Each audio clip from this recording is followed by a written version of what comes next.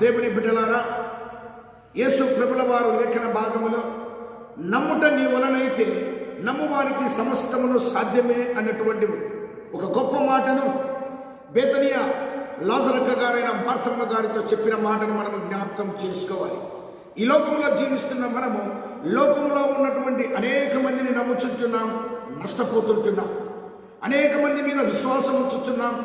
వాటి నుండి మరి వారి విశ్వాసము తొలగిపోయినప్పుడు మన విశ్వాసము తొలగిపోయి ఇదిగో అనేకమైన బాధలకు గురి అవుతుంటున్నాం.